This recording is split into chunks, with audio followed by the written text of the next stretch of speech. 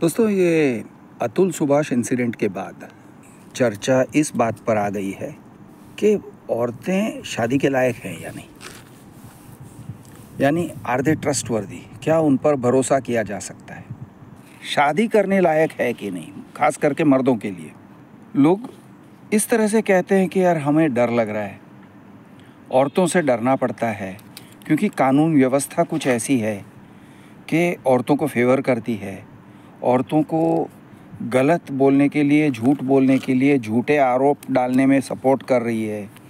इसमें थोड़ी सच्चाई भी है। अब थोड़ी सच्चाई तो हर चीज़ में है, क्योंकि कोई भी अगर कानून होता है तो कानून का दुरुपयोग करने वाले कर लेते हैं।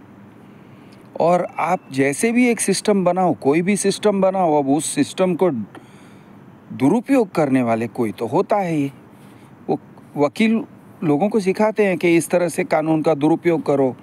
डोमेस्टिक वायलेंस एक्ट है तो इसके अंडर कैसे कंप्लेंट करना, झूठे आरोप, सास ससुर वगैरह को जेल में कैसे डालना, कोई प्रोटेक्शन नहीं है। और फिर कानून जिस तरह से काम करता है उसका दुरुपयोग किया जा सकता है और किया जा रहा है।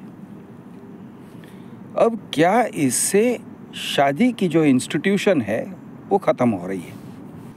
हमारे जजेस को पड़ी नहीं है कि किसको हैरेसमेंट होता है, कितने बरसों के लिए झूठे आरोप लगाने के बाद हैरेसमेंट होता है, उनको पड़ी नहीं है, उनको फिक्र नहीं है। और दूसरी एक बात है कि भाई पुलिस पैसे लेके झूठे केसेस फाइल कर देते हैं, और अगर औरत खुन्नस में आ जाती है या फिर सेटलमेंट के लिए प्रेशर डालने के लिए मेंटेनेंस चाहिए, बड़ा अमाउंट का मेंटेनेंस चाहिए, इसके लिए झूठे आरोप। एक जनरल फियर आ गया है कि अगर तुम मर्द हो तो तुम सेफ नहीं हो, इस तरह से एक जनरल फियर है। और इसको और भी एक ऐड करने वाला ये है कि मैरिटल रेप लॉज।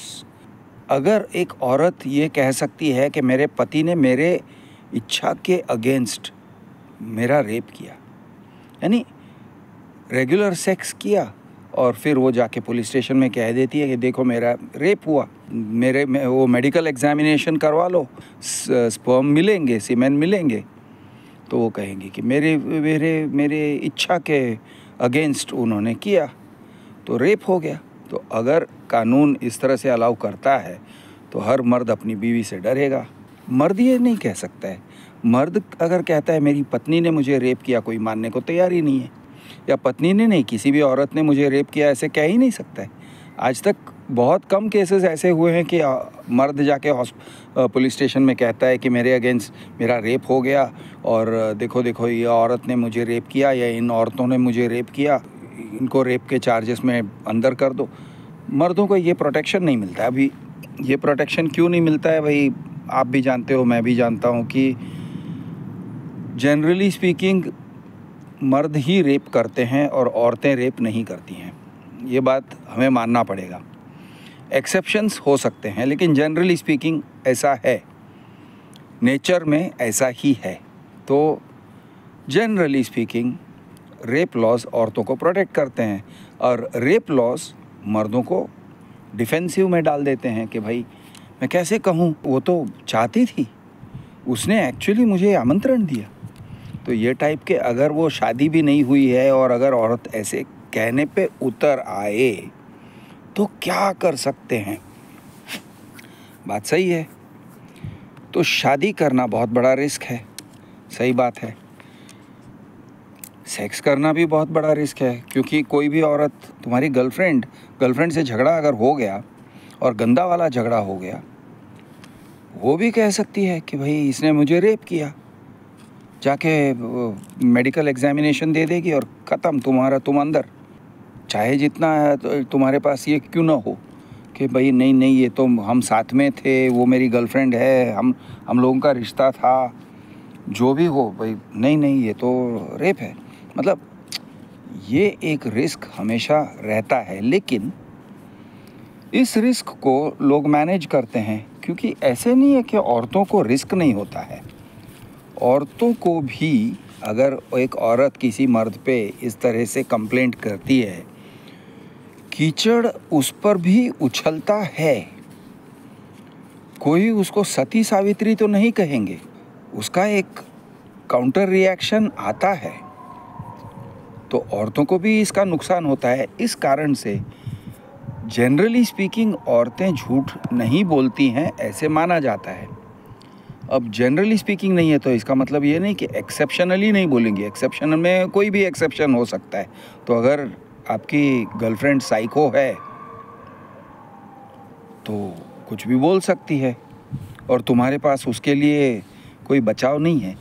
लेकिन मेरा एक सवाल है, मेरा सवाल ये है, क्या आपके लाइफ में ऐसी कोई चीज़ है जिसमें रिस्क नहीं है? फॉर एग्ज़ाम्पल, आप ट्रैफिक में गाड़ी चलाते हो, ट्रैफिक में गाड़ी चला रहे हो, आप सही तरीके से चला रहे हो, लेकिन कोई है जो बेवड़ा है, सामने वाला एक ट्रक ड्राइवर है जो बिल्कुल शराब पी के चला रहा है और उसने डिवाइडर को पार कर दिया और तुम्हारे गाड़ी को ठोक दिया। हो नहीं सकता है? बिल्कुल हो सकता है। फिर भी आप गाड़ी लेके जाते हो, रिस्क लेते हो। आपको नौकरी के लिए पगार मिलता है, आपको सैलरी मिलता है, लेकिन मोटर बाइक लेके रिस्क लेने के लिए आपको कॉम्पेंसेशन नहीं दे रहे वो लोग, आपके कंपनी वाले। फिर भी आप ले रहे हो, मुफ्त में ले रहे हो, रिस्क तो ले ही रहे हो ना। क्यों ले रहे हो? तो मेरा कहने का मतलब ये है कि रिस्क्स हैं दुनिया में और रिस्क्स लेने पड़ते हैं, रिस्क लेना पड़ता है। अगर आप कुछ करना चाहते हो, अगर आप किसी लड़की से फ्रेंडशिप करना चाहते हो या किसी से शादी करना चाहते हो, तो आपको रिस्क यार लेना ही पड़ेगा। रिस्क है, बेइज्जती की रिस्क है, लीगल रिस्क है, आपको जेल में डाल सकते हैं, ये सब है। लेकिन इसका मतलब ये नहीं है कि आप शादी नहीं कर सकते, फ्रेंडशिप नहीं कर सकते, एक हेल्दी सेक्स लाइफ नहीं जी सकते, ओके, एक हेल्दी मैरिड लाइफ नहीं जी सकते, ऐसा नहीं है। इतना हालत ख़राब नहीं हुआ है। मेरा कहने का मतलब यही है कि भाई ओवर रिएक्शन मत करो। हर चीज़ में रिस्क होता है, हर जगह रिस्क होता है। आप नौकरी पे जाते हो, क्या आपका बॉस आपके ऊपर चोरी का इल्ज़ाम नहीं डाल सकता है? अगर उसको खुन्नस है तो वो चोरी का इल्ज़ाम डाल देगा। वो कहेगा इसने लैपटॉप चुराया। आप लैपटॉप घर लेके गए थे, बॉस ने कहा इसने लैपटॉप चुरा लिया, मैंने परमिशन नहीं दिया था। वो जाके आपके किसी कलीग को थोड़ा ज़्यादा पैसा देके पुलिस स्टेशन भेज देगा कि जाओ कंप्लेंट करके आओ कि इसने लैपटॉप की चोरी कर दी या पैसों की चोरी करी। तो कहने के लिए, फॉल्स एलिगेशन करने के लिए बहुत सारे अपॉर्चुनिटीज़ है। अपनी न्याय व्यवस्था ऐसी है। पॉलिटिक्स में रिस्क होता है। पॉलिटिकल वेंडेटा से कोई आपको, आपके ऊपर इनकम टैक्स रेड करवा देगा, सीबीआई रेड करवा देगा, वगैरह वगैरह, ईडी रेड करवा देगा। होता है ना। लेकिन फिर भी लोग पॉलिटिक्स में जाते हैं, पॉलिटिक्स में जाते हैं, उनका खून भी हो जाता है। इंदिरा गांधी का खून हुआ था, राजीव गांधी का खून हुआ था, फिर भी लोग पॉलिटिक्स में जाते हैं। मतलब रिस्क हर जगह है। रिस्क से छुटकारा आपको कहीं नहीं मिलेगा, रिस्क लेना ही पड़ता है। अगर आप दुनिया में कुछ करना चाहते हो तो रिस्क लेना पड़ता है। हाँ, ये बात ज़रूर है कि आपको सावधान रहना चाहिए। अगर आपको कहीं रिस्क दिखाई पड़ता है, फॉर एग्ज़ाम्पल आपको अगर दिखाई पड़ता है कि आपकी गर्लफ्रेंड एक साइको टाइप की है, तो धीरे धीरे करके छोड़ दो। अब छोड़ने का भी एक तरीका होता है, छोड़ने का भी एक तरीका होता है। ऐसे नहीं है कि भाई तुम एक दिन उसको ऐसा ब्रेकअप करो कि वो सीधा पुलिस स्टेशन चली जाए क्योंकि उसको बदला लेना है। ऐसा काम मत करो। इस तरह से छोड़ो, धीरे धीरे धीरे धीरे दूर हो जाओ। एक तरीका होता है ना। या इस तरह से करो कि वो तुम्हें ड्रॉप कर दे, वो तुम्हारे साथ ब्रेकअप करे, बनिस्बत के तुम उसके साथ ब्रेकअप करो। यानी करने के रास्ते हैं। ज़िंदगी में हर चीज़ में रिस्क है, रिस्क को मैनेज करना पड़ता है। Risk management is a necessary part of life. चाहे आप शादीशुदा हो, चाहे आप सिंगल हो, कैजुअल रिलेशनशिप्स में हो, गर्लफ्रेंड हो, स्टडी गर्लफ्रेंड हो, लिव इन सिचुएशन हो, फ्रेंड्स विद बेनिफिट्स हो, आपको रिस्क लेना ही पड़ता है और रिस्क को मैनेज करना पड़ता है। ज़िंदगी में, दुनिया में रिस्क है और रहेगा। This is the nature of the world. जो लोग मर्द हैं ना, जो लोग ऐसे, अरे हम शादी नहीं कर सकते, देखो देखो अभी शादी करने के लायक नहीं रहा, तो मेंस राइट एक्टिविस्ट और इंसेल्स कहते हैं, इनवॉलंटरी सेलिब्रेट्स, यानी यार लड़की नहीं मिल रही है, रंडी रो रहे हैं, देखो औरतें कितनी बुरी होती हैं वगैरह, इंसेल्स। या फिर और एक टाइप का ये कहा जाता है मैगटो, MGTOW, मतलब man going their own way. चलो हम मर्द लोग ना, हम अलग हो जाएंगे, हमें औरतों से कोई वास्ता नहीं रखना है, ये टाइप का man going their own way.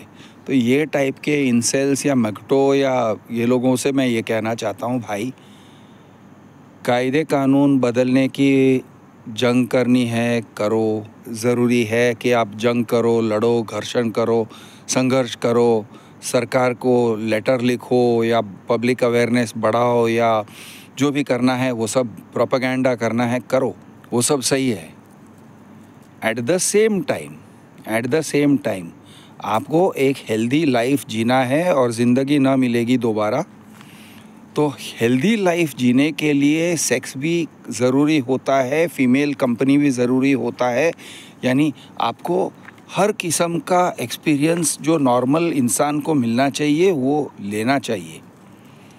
हर किस्म का नॉर्मल ह्यूमन एक्सपीरियंस आपको लेना चाहिए। ये ध्यान में रखते हुए आप अपने लाइफ का एक कोर्स डिसाइड कर सकते हो। ऐसा काम मत करो कि अरे मैं अभी संन्यास ले लूँगा, सेक्स से संन्यास ले लूँगा, अब सिर्फ मैं अपने हाथों में हिलाऊँगा और कुछ नहीं करूँगा, पॉर्न देखूँगा लेकिन औरतों के पास नहीं जाऊँगा, औरतों से दोस्ती नहीं रखूँगा। ये टाइप का गलत डिसीजन मत लो भाई, और रंडी रोना बंद करो। ठीक है, सोशल मीडिया में हम सब रंडी रोते हैं, हर किस्म की का रंडी रोना होता है, लेकिन कीप इट रीज़नेबल।